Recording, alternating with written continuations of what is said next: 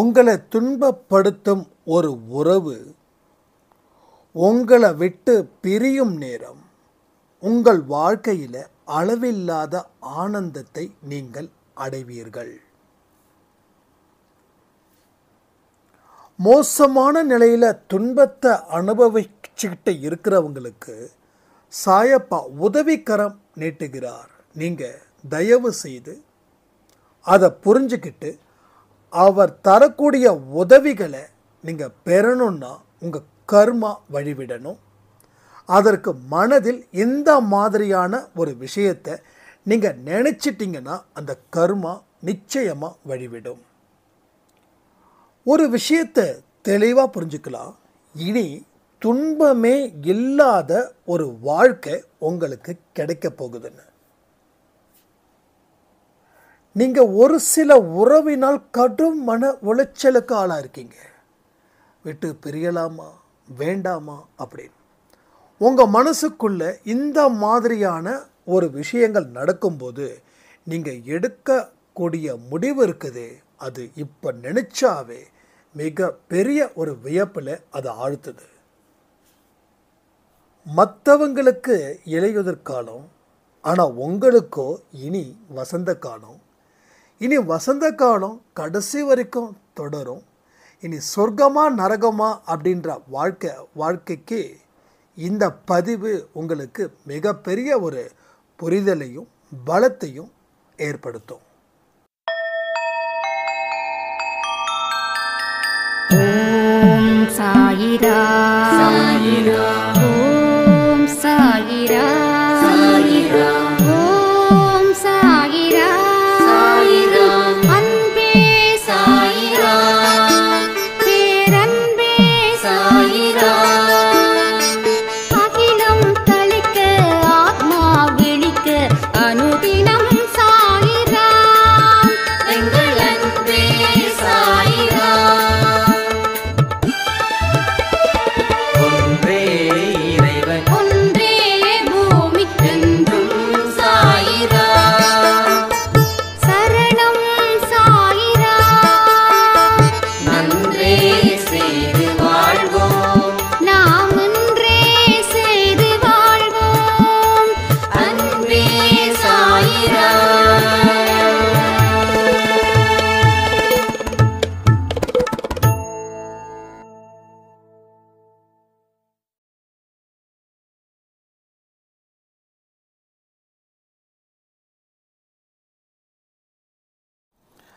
சாயிரா. என் உயிரின் உயிரானவர்களே, என்னோட வாழ்க்கையில் நல்லது மட்டும் நடக்கணும். விரும்ப தகாத விஷயங்கள் நடக்கக்கூடாது.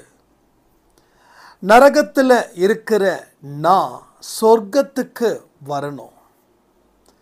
கடவுள் என்ன ஆசீர்வதிக்கணும். இப்படிப்பட்ட மிகப்பெரிய ஆசைகள் எனக்குள்ளே இருக்கு. ஆனால் எனக்குன்னு இருக்கக்கூடிய ஒரு முக்கிய உறவு அதை பொடி பொடியாக ஆக்குது.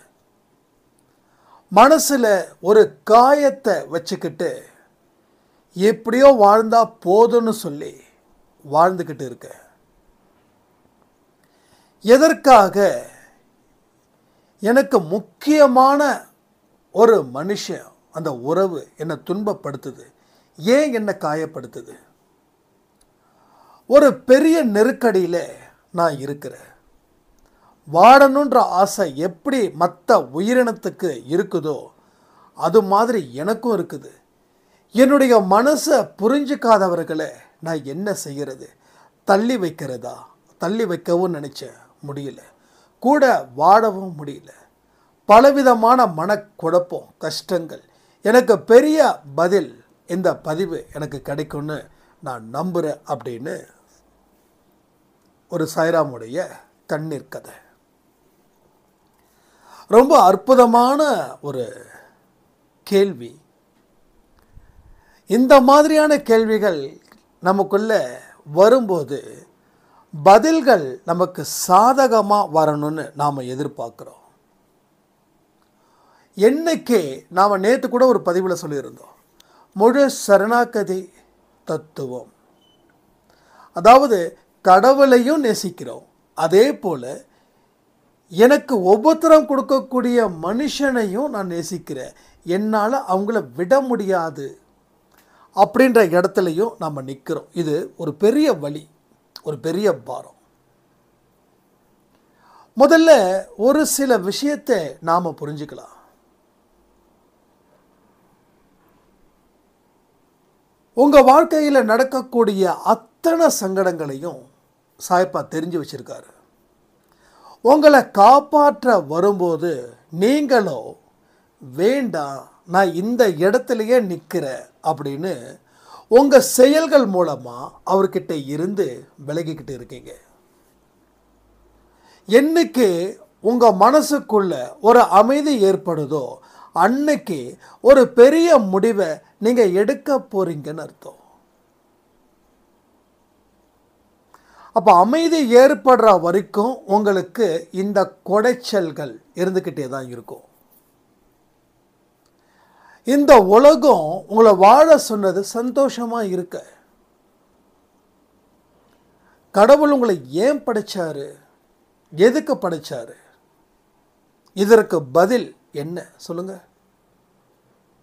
உங்கள் படைப்பின் நோக்கம், நீங்கள் வாழ்ந்துக்கிட்டு இருக்கிற நோக்கம் ஏதாவது நாம் இங்கே புரிஞ்சுக்கிறோமா? நாம் புரிஞ்சிக்காத வாழ்க்கையை வாழ்ந்துக்கிட்டு இருக்கோன்னு நாம் நினைக்கிறோமா? அப்போ மனுஷனாக பிறந்த அத்தனை பேரும் துன்பத்தோடு தான் வாழ்ந்துக்கிட்டு இருக்காங்களா? இதற்கு எல்லா பதில்கள் நம்மக்கிட்ட இல்லை. அப்படியே பதில்கள் இருந்தாலும் அந்த பதில்கள் சரியில்லை. பதில்கள் சரியில்லை அப்படின்னாவே எல்லாமே தப்பாயிடுச்சுங்க. அப்படிப்பட்ட வாழ்க்கையாக தான் இன்னைக்கு தினம் தினம் வாழ்ந்துக்கிட்டு இருக்கோம். நொடிக்கு நொடி கண்ணீர் தேவையா? எத்தனை பேருக்கு இப்படி தேவைன்னு நினச்சி வாழ்ந்துக்கிட்டு இருக்கீங்க? ஸோ ஒரு கட்டத்தை நாம் அடையணும்னா இன்னொரு கட்டத்தில் இருந்து வெளியில் வரணும். அப்போ அந்த இடத்த விட்டு இந்த இடத்துக்கு வந்தால் மட்டும்தான் கடவுளோட படைப்பை பற்றி நீங்கள் தெரிஞ்சுக்க முடியும், உங்கள் ரகசியத்தை பற்றி தெரிஞ்சுக்க முடியும். கடவுளோட படைப்பையும் ரகசியத்தையும் தெரிஞ்சுக்காதவர்களுக்கு துக்கம் தொடர்ந்து வந்துக்கிட்டே தான் இருக்கும். கடவுளோட ரகசியத்தையும் கடவுளோட படைப்பையும் ஒன்ஸ் இதில் நீங்கள் தெரிஞ்சுக்கிட்டீங்கன்னா இந்த ஸ்டேஜை நாம் நிறுத்திட்டு அடுத்த ஸ்டேஜுக்கு நாம் முயற்சி பண்ணுவோம். உங்களுக்கு தெரிஞ்சோ தெரியாமலோ முயற்சிகள் செஞ்சுக்கிட்டு தான் இருக்கீங்க. அதனால தான் இவ்வளோ பெரிய ஒரு இடத்துக்கு வந்திருக்கீங்க. என்ன இந்த இடத்துல தோத்துட்டோம். அப்போ முயற்சிகள் செய்தோம், வெற்றி அடைஞ்சோம், சந்தோஷமாக இருந்தோம். முயற்சிகள் செய்தோம், தோத்துட்டோம், சந்தோஷம் இல்லை, நம்பிக்கை இல்லை. அதனால் வாழ்க்கையில் எந்த விதமான முன்னேற்றமும் இல்லை. அதற்கு பதிலாக உங்கள் விழிகளில் இருந்து வரக்கூடிய அருவி போல கொட்டுகிற கண்ணீர். அப்போ ஒரு இடத்துலையும் நீங்கள் அடுத்த இடத்துக்கு போனீங்க. ஒரு இடத்துலையும் அடுத்தது வாட் நெக்ஸ்ட் அப்படின்ற ஒரு இடத்த நீங்கள் தீவிரமாக வச்சுருந்தீங்க. ஆனால் இன்னைக்கு அந்த நெக்ஸ்ட்ன்ற வார்த்தை இல்லை, ஃபினிஷ் அப்படின்ற ஒரு வார்த்தையை நீங்கள் முடிவு பண்ணிட்டீங்க. நீங்கள் முடிவு பண்ணதன் படி தான் வாழ்ந்துட்டு இருக்கீங்க. கடவுள் முடிவு பண்ணல. உங்களுடைய முடிவு கடவுளோட முடிவா நீங்கள் நினச்சது தான் தப்பு. இது முடிவு இல்லை, இது ஒரு தொடக்கம். எத்தனை பேருக்கு அப்படிப்பட்ட நம்பிக்கை வருது? இது முடிவு இல்லைடா, இது தொடக்கம்டா சொல்ல முடியுமா?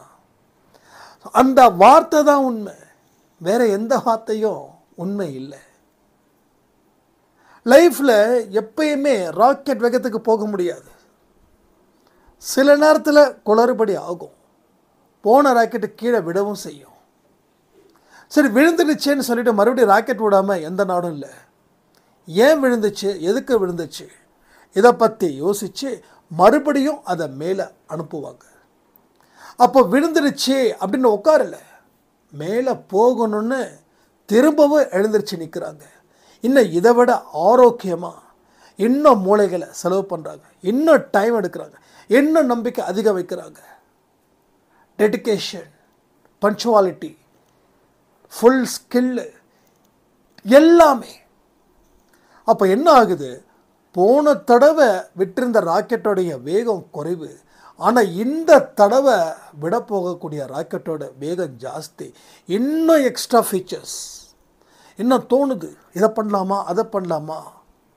அப்போ என்ன ஆகுது, ஒரு தோல்வி அடைஞ்சவன் அடுத்தது மகா வெற்றியை பெறான். இதுதான் கடவுளோட கணக்கு. ஒரு அவமானத்தில் நீங்கள் இன்னைக்கு ஒரு மனுஷனால் தலை குனிஞ்ச கதறி அழுதுகிட்டு இருக்கிறீங்கன்னு வச்சுக்கோங்க, பார்த்துக்கலாம் அப்படின்னு ஒரே ஒரு வார்த்தை, அந்த ஒரு வார்த்தையை சொன்ன உடனே உங்கள் கண்களில் இருந்து எழக்கூடிய கண்ணீர், உங்கள் கண்களில் இருந்து எழக்கூடிய கண்ணீர் இந்த நொடியே ஸ்டாப் ஆகும். இந்த ஒரே ஒரு வார்த்தை, பார்த்துக்கலாம். என்னைக்கு நீங்கள் கதறி அழுகிறீங்களோ இந்த ஒரு வார்த்தைகளை மனதார சொல்லணும். ஏன்னா ஒரு மோசமான தோல்வி அடைஞ்சவன் அவன் எழுந்திருச்சிட்டான் அப்படின்னா ஒரு பெரிய வெற்றியை அவன் கொடுத்தே தீரணும். இதுதான் உலகத்தோட நியாயம், இதுதான் சட்டம். இதை கடவுளை வணங்கினவன் வணங்காதவன் நல்லவன் கெட்டவன் எல்லா மனுஷனுக்கும் பொருந்தும். புரிஞ்சுக்கோங்க, எல்லா மனுஷனுக்கும் பொருந்தும். ஏன்னா எல்லா மனுஷனுமே கடவுளோட குழந்தைதான். அதாவது மனுஷன் வேணா தன்னை வெறுக்கிறவனை வெறுப்பான், ஆனால் கடவுள் யார் வெறுத்தாலும் கடவுள் வெறுக்க மாட்டார். ஏன்னா கடவுள் தாய்மை உள்ளம் கொண்டவர், மாதா பிதா குரு தெய்வம். ஸோ கடவுள் எப்படி மாதாவும் இருக்கார், பிதாவாகவும் இருக்கார், நமக்கு வழிகாட்டியாகவும் இருக்கார். சாயப்பா இந்த விஷயத்தில் எல்லா இடத்துலையும் தெளிவாக இருக்கார், எல்லா இடத்துலையும் மனுஷன் ஃபுல்ஃபில் பண்ணுறாரு. அம்மாவாக இருக்கார், அப்பாவாக இருக்கார், சாயம்மான்னு சொல்லி கூப்பிட்றவங்களும் ஜாஸ்தி, சாயப்பான்னு சொல்லி கூப்பிட்றவங்களும் ஜாஸ்தி, குருவேன்னு சொல்லி கூப்பிட்றவங்களும் ஜாஸ்தி, தெய்வமேன்னு சொல்லி கூப்பிட்றவங்களும் ஜாஸ்தி. ஆனால் அன்பே சாயில உறவுகள் மூலமாக தான் நம்ம கூப்பிட்றோம், அவரை குருவாகவோ தெய்வமாகவோ நினைக்கல. அதுதான் நமக்கு கிடைச்ச ஒரு ப்ளஸ். இதை சொல்லியே ஆகணும், இதை சொல்லியே ஆகணும். ஏன்னா எனக்கு தெய்வமே இல்லை, தெய்வம்னா எனக்கும் கடவுளுக்கும் ஒரு டிஸ்டன்ஸ் மெயின்டைன் ஆகிடும். நீ என்னோட அம்மா என்னோட அப்பா, உன் மனசை நோகாமல் வாழ்வது தான் என் வாழ்க்கை, அவ்வளோதான். இப்போது நம்மளுடைய அம்மாவும் அப்பாவுக்கும் நம்ம நல்ல பெயரை வாங்கி தருவோம், கரெக்டாக? நம்ம சில நேரத்தில் கெட்ட பேரை வாங்கி கொடுத்துருக்கோம், அதில் நானும் ஒருத்தன். ஆனால் இப்போது நல்ல பெயரை மட்டும்தான் வாங்கி தரணுன்ற ஒரு வெறி இருக்கும்போது நல்ல ஒழுக்கத்தின்படி வாழ முடியும். அதாவது கடவுளை வணங்கினவனும் வணங்காதவனும் அந்த வெற்றியை பெற முடியும். கடவுளை வணங்கி அந்த வெற்றியை பெறுகிறவன் ஒழுக்கத்துடனும் மனக்கட்டுப்பாடனும் மனசாட்சியுடனும் இருப்பான். ரெண்டுத்துக்கும் இருக்கக்கூடிய வித்தியாசம் இதுதான். கடவுள்கிட்ட நெருங்கி இருக்கிறவன், கடவுளை ஒரு உறவாக பார்க்குறவன் தப்பான விஷயத்தில் ஈடுபட மாட்டான். தப்புன்னு தெரிஞ்சால் கூட அதை திருத்திக்க முயற்சி பண்ணுவான். ஆனால் கடவுள் இல்லைன்னு சொல்லக்கூடியவர்களில் முக்கால்வாசி பேர் அதெல்லாம் இல்லை, உனக்கு சந்தோஷம் முக்கியம், நீ சந்தோஷமாக இரு, அடுத்தவன் துக்கத்தை பற்றி கவலைப்படாது. இந்த கடவுள் இந்த பூமி கொடுத்த மிகப்பெரிய தத்துவம் என்ன தெரியுமா? எல்லா வினைக்கும் ஒரு எதிர்வினை உண்டு, எல்லா வினைக்கும். இதை கடவுளை கும்பிட்டவனும் சரி கடவுளை கும்பிடாதவனும் சரி எவனுக்கு என்ன செஞ்சானோ திருப்பி அவனுக்கே நடக்கும். இது இந்த தத்துவத்தை யாராலையும் இல்லைன்னு சொல்ல முடியாது, யாராலையும் சொல்ல முடியாது, எந்த மனுஷனாலையும் சொல்ல முடியாது. ஊனமுற்றவர்களை பார்த்து நல்லா இருக்கிறவன் இப்படி இருக்கிறான்னு சொல்லி கேலியும் கிண்டலும் பண்ணால் அந்த ஜென்மத்துக்குள்ளேயே அவங்க ஊனமுற்றவர்களாக மாறுறாங்க. அன்னைக்காவது அடுத்த ஜென்மம், இன்றைக்கி அதெல்லாம் இல்லை. நீங்கள் எவ்வளவுக்கு எவ்வளோ வேகமாக இந்த உலகம் ஃபாஸ்ட்டு மாடர்ன் என்னென்னமோ சொல்லி பேரை வச்சுருக்கீங்களோ அதே போல் கடவுளும் வேகமாக கொடுக்குறாரு. வேகமாக தண்டனை கொடுக்குறார். அப்போது உங்களோட அந்த அவமானத்தை தாண்டி ஒரு வெற்றி ஒன்று இருக்குது. அந்த வெற்றி சாத்தியம் கடவுளை வணங்குறவங்களுக்கும் வணங்காதவர்களுக்கும், நல்லவர்களுக்கும் தீயவர்களுக்கும். ஆனால் தீயவர்களை பற்றி பேசலை. ஸோ தீயவர்களுக்கும் அது நடக்கும் அப்படின்னா கடவுளோட அருளை பெற்ற நமக்கு இன்னும் எவ்வளவுக்கு எவ்வளோ நல்ல விஷயங்கள் நடக்கும். அப்படி தான் நம்ம எடுத்துக்கணும். அதாவது அவங்களுக்கே நடக்குதுன்னா நமக்கு நடக்காதா? ஆனால் இப்போ எப்படி ட்ரெண்டு மாறிடுச்சுன்னா, கெட்டவன் சந்தோஷமாக இருக்கான், நல்லவன் சந்தோஷமாக இல்லை அப்படின்னு நாம் நினச்சி நாம் கெட்டவனாக மாறுறோம். ஆனால் கெட்டவனுக்கே கடவுள் இப்படி பார்த்துக்கிறாருன்னா, நல்ல மனுஷன் எனக்கு எப்படி பார்த்துப்பாருன்ற நம்பிக்கை வந்துடுச்சுன்னா நீங்கள் பாஸ் ஆகிட்டீங்கன்னு அர்த்தம். கடவுள் மேலே வச்சுருக்கக்கூடிய நம்பிக்கையிலையும் வாழ்க்கையில் வச்சுருக்கக்கூடிய ஒழுக்கத்திலையும் நீங்கள் பாஸ். இந்த 2 பாஸ் வேணும். 2 பாஸ், சிங்கிள் பாஸ் இல்லை, 2 டபுள் பாஸ். இந்த டபுள் பாஸ் இருந்துருச்சுன்னா உலகத்தில் எங்கே வேணாலும் நீங்கள் அடுத்த ஜென்மத்தில் பிறக்கலாம், பெரிய ஆளாக மாறலாம். பெரிய ஆளாக ஏன் அடுத்த ஜென்மத்தில் நீங்கள் அமெரிக்காவில் பிறந்து பிரசிடெண்ட்டாக கூட ஆகிறதுக்கு வாய்ப்புகள் நிறைய இருக்குது. இதை இல்லைன்னு சொல்ல முடியுமா? மரணத்துக்கு பின் வாழ்க்கை இருக்குது.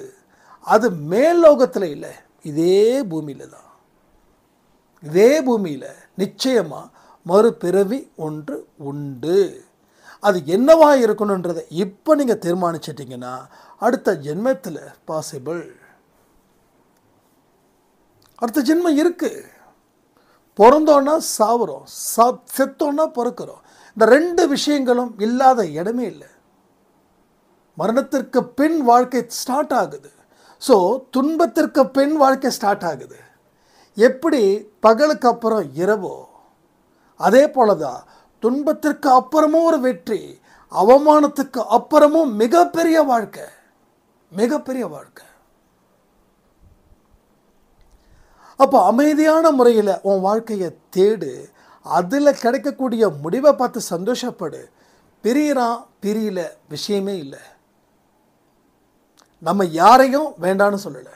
ஆனால் நம்மளை வேண்டான்னு சொல்கிறவங்களுக்கு ஒரு பெரிய கும்பிடு போட்டு நாம் நம்மளுடைய கவனத்தை வச்சிட்டோம் அப்படின்னா அடுத்த சில வருஷத்தில் நீங்கள் டாப் லெவலில் போய் உட்காருவீங்க. அது தெரியுமா? இல்லைன்னா இப்படியே மூக்கை சிந்திக்கிட்டு கண்ணீரை விட்டுக்கிட்டு அவ்வளோ ஒரு தேஜஸ் பொருந்திய ஒரு முகத்தை இறுக்கமான மனநிலையில் ஒரு நாள் நம்ம ஒரு கேள்வி கேட்டிருந்தோம், எத்தனை வருஷம் ஆச்சு சிரிச்சு அப்படின்னு. உண்மையிலே சொல்கிறேன், என்னை ரொம்ப அதிர்ச்சி தந்த விஷயம் என்னென்னா 10 வருஷம் 15 வருஷம். ஸோ மினிமம் 10 வருஷம்தான். 10 வருஷம் ஆச்சு சிரிச்சு. அப்போ 2025. ஸோ 2015 தான் நான் சிரித்தது. அதுக்கப்புறம் சிரிக்கலை. 10 வருஷம் உங்கள் வாழ்க்கை என்ன ஆகிருக்குதுன்னா அதே இடத்துல இருக்குது, செதஞ்சு போய் கிடக்குது. ஒரு புதக்குழின்னு ஒரு இடத்துல மாட்டிக்கிட்டா அந்த என்ன ஆகும்? புதக்குழி கீழே இறங்கிக்கிட்டே இருக்கும். அப்போ கடவுள் ஒரு கைத்தை போடுறாரு, பிடிச்சி வா, பிடிச்சே வந்துடு. அந்த கயிறு தான் இந்த அன்பே சாய் கயிறு. அந்த கைத்தை பிடிச்சி வெளியில் வந்துடு. வெளியில் வந்துட்டேன்னா உன் வாழ்க்கையில் ஜென்மத்துக்கு அந்த புதக்குழிக்கு போக மாட்டேன். வெளியில் வரலன்னா இந்த ஜென்மத்தில் நீ சீக்கிரமாக புதஞ்சு போயிடுவேன். ஸோ அப்படி தான் நம்ம துன்பன்ற புதக்குழியில் சிக்கிக்கிட்டு இருக்கோம். போட்டு வழிகளை கொடுக்குறாரு, ஏகப்பட்ட கயிறை போடுறாரு. பிடிச்சு வா பிடிச்சு வா பிடிச்சு வா, வெயிட் பண்ணுறத காத்துக்கிட்டு இருக்காரு. எல்லாம் சீரியஸாக சொல்கிறேன். இது ஜஸ்ட் ஏதோ உங்களுக்கு மோட்டிவேஷன் பண்ணுறதுக்காகலாம் பேசலை. நான் ரியாலிட்டியாக தான் பேசுகிறேன். மோட்டிவேஷன் பண்ணுற அளவுக்கு எனக்கு பெரிய ஒரு இதெல்லாம் கிடையாது. ஸோ என் மனசில் என்னோட நான் கடந்து வந்த பாதை, இங்கே பலர் அன்பே சாயில் அந்த அனுபவத்தை ஏற்படுத்திக்கிட்டு செயல் புரிஞ்சு அவங்க கடந்து வந்த பாதை, இதை மட்டும்தான் நான் உங்களுக்கு முன்னாடி பேசிகிட்ருக்கேன். ஸோ ரியாலிட்டியை தான் பேசுகிறேன். நடக்கும். கடவுள் மேலே நம்பிக்கை வச்சா நடக்கும். நடக்காமல் போக வாய்ப்பே இல்லைன்னு நான் தெளிவாக சொல்கிறேன். ஆனால் நீங்கள் தெளிவாக புறக்கணிக்கிறீங்க. இல்லை, இந்த புதக்குழியில் அவர் கொடுக்குற கயிறு எனக்கு எட்டலை. கயிறு எட்டலைன்னு நினைக்கிறோம். ஆனால் அவர் கயிறை தூக்கி போடுறதே நீங்கள் பிடிச்சிட்டு வரணும் தான். அப்போ கொஞ்சம் முயற்சிகள் பண்ணணும். கொஞ்சம், இன்னும் கொஞ்சம், இன்னும் கொஞ்சம், இன்னும் கொஞ்சம், அவ்வளோதான். இதோ கயிறை பிடிச்சாச்சு, மேலே வந்தாச்சு. இனி ஜென்மத்துக்கு அந்த புதைக்குழியில் போக மாட்டோம். ஏன் போனால் நமக்கு தெரியும். அப்போ மறுபடியும் அந்த இடத்துக்கு போவோமா? சத்தியமாக மாட்டோம். 100% மாட்டோம். நோட் பண்ணிக்கோங்க, இந்த இருக்கக்கூடிய துன்பம் இனி இந்த மாதிரி துன்பம் உங்கள் வாழ்க்கையில் வரவே வராது. நான் 100% கேரண்டி கொடுக்குறேன். இந்த துன்பத்தை கடந்தா, இந்த துன்பத்தை கடந்தா 200% இல்லை, எத்தனை சதவீதம், எவ்வளோ பூஜ்ஜியத்தை வேணாலும் போட்டுக்கோங்க, முன்னாடி நம்பரை மட்டும் போட்டுக்கோங்க. ஸோ அத்தனை சதவீதம் நீங்கள் மறுபடியும் அந்த துன்பம் அப்படின்ற புதைக்குழியில் நீங்கள் விழவே மாட்டீங்க. ஏன்னா கடவுள் உங்களுக்கு ஒரு நல்ல அனுபவத்தை கொடுத்துருக்காரு. ஏன் விழுந்தேன்னா, தப்பாக போய் விழுந்த, தப்பான வாழ்க்கையை வாழ்ந்ததால் மாட்டிக்கிட்டோம். சரியான வாழ்க்கையை வாழ்ந்திருந்தா நிச்சயமாக சொல்கிறேன் மாட்டியிருக்க மாட்டோம். நல்லா யோசிச்சு பாருங்கள். உங்கள் துன்பத்திற்கு காரணம் நீங்கள் எடுத்த முடிவு. நீங்கள் ஒருத்தரை விரும்பி கல்யாணம் பண்ணியிருக்கீங்க. கடவுள் எத்தனையோ விஷயத்தை உங்களுக்கு வெளிப்படையாக தெரிவிச்சிருப்பார். ஆனால் புத்தி யோசிக்கலை, மனசு யோசிக்கலை. மனசு புத்தியை போட்டு பயங்கரமாக கொலாப்ஸ் பண்ணிடுச்சு. இல்லை, அவங்களாம் அப்படி தான் பேசுவாங்க. சரி பண்ணிக்கலாம், வாழ முடியாதா, நீ லட்சியமாக வாழ்ந்துடலாம், உன்னோட லட்சியம் இருக்கே, உன்னோட அந்த வில்லிங் பவர் இருக்கு, அந்த பவர் இருக்க, இந்த பவர் இருக்குன்னு சொல்லி நம்மளை நாம முட்டாளாக்கி குதித்தோம். இதுதான் பிரச்சனை. அப்போ எல்லா முடிவுக்கும் எல்லா விளைவுகள் இருக்குது. அந்த விளைவுகள் தான் இன்பமா துன்பமா. அப்போ மறுபடியும் அந்த இடத்துக்கு போவோமா? ப்ராமிஸ் மாட்டோம். நானே சொல்கிறேனே, மாட்டீங்க. நீங்கள் யோசிக்கலாம், இல்லை போகாமல் அப்போ மறுபடியும் துன்பம் வராதுன்னு. துன்பம் வரும், ஆனால் இந்த மாதிரி துன்பம் வராது. இவ்வளோ பெரிய துன்பத்தையே நீங்கள் பார்த்து வெளில வந்ததுக்கப்புறம் இனி வரக்கூடிய துன்பம் உங்களுக்கு ஜஸ்ட் அதை ஊதி தள்ளிட்டு போய்கிட்டே இருப்பீங்க. மற்றவங்களுக்கு வியப்பாக இருக்கும், ஆனால் உங்களுக்கும் ஒரு பவர் உங்களை வழி நடத்துதுன்னு. நான் அடிக்கடி யோசித்து பார்க்கக்கூடிய விஷயத்தில் 1-2 விஷயங்கள். நம்ம இந்த அளவுக்கு வளர்ச்சி வந்திருக்கு, இதற்கு காரணம் நானா, இல்லை என் புத்தியா, இல்லை படித்த படிப்பா, இல்லை அறிவா? ஒன்றுமே இல்லை. 0 0 0 0 0 0. அப்போ என்ன வழி நடத்துது? சாய். அவர் தான் வழி நடத்துகிறார். சாய் தான் வழி நடத்துகிறார். வழி நடத்துபவன் சாய். எனக்குள்ள வாழ்ந்துக்கிட்ட இருக்கிறவன் சாய். சந்தோஷ் அப்படின்றது பேர்.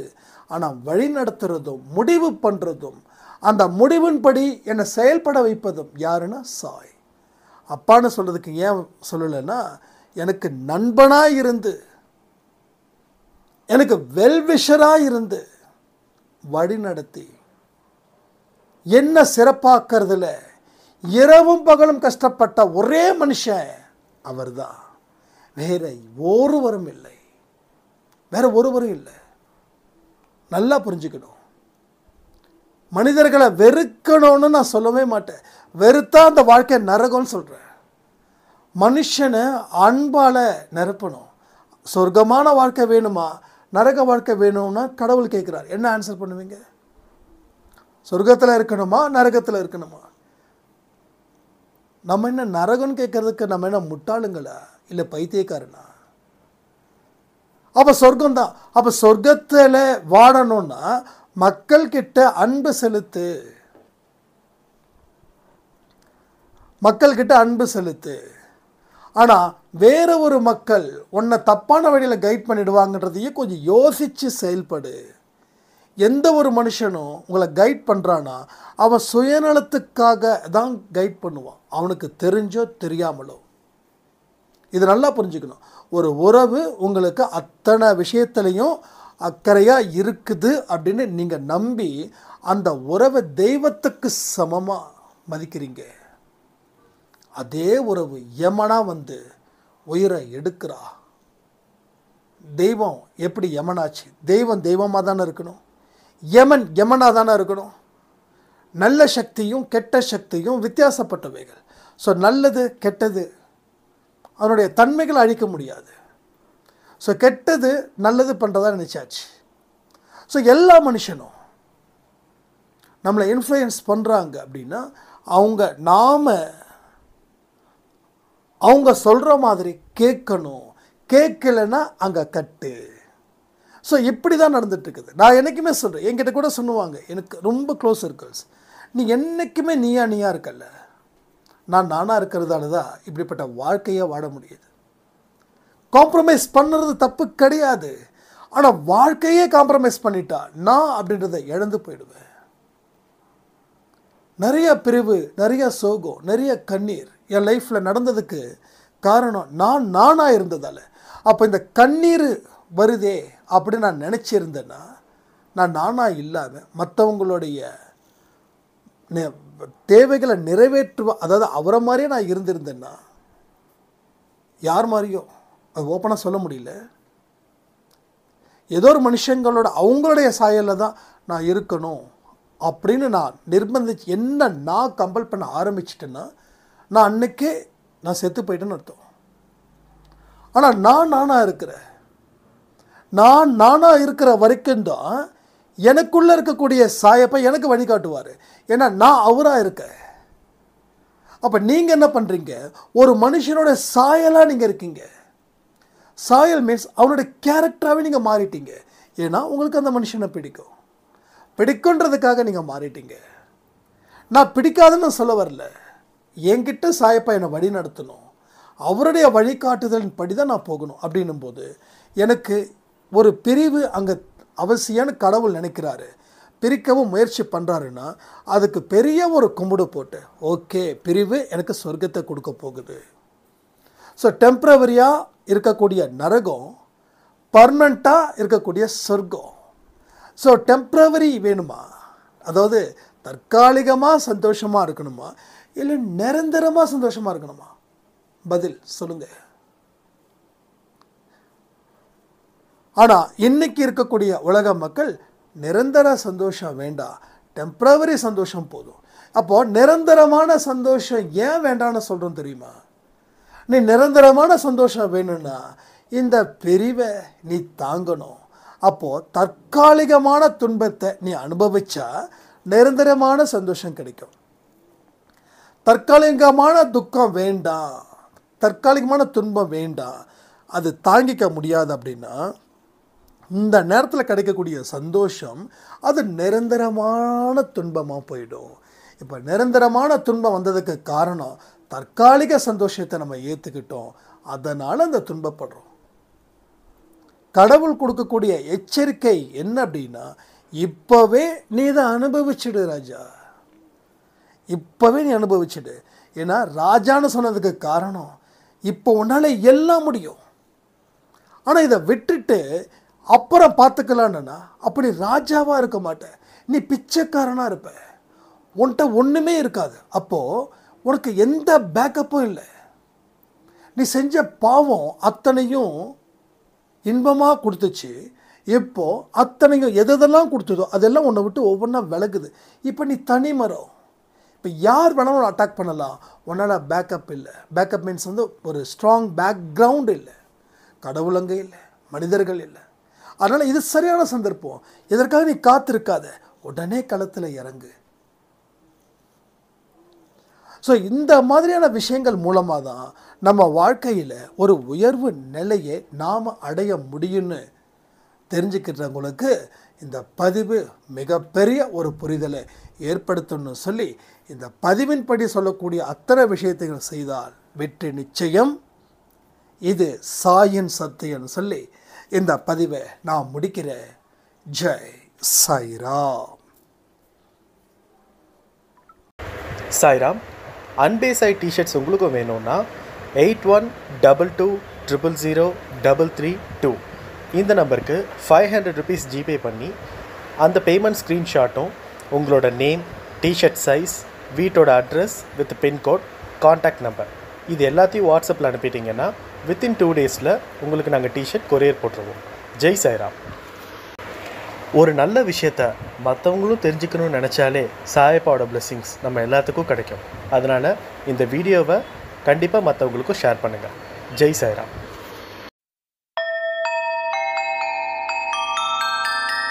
ஓம் சாயிராம்.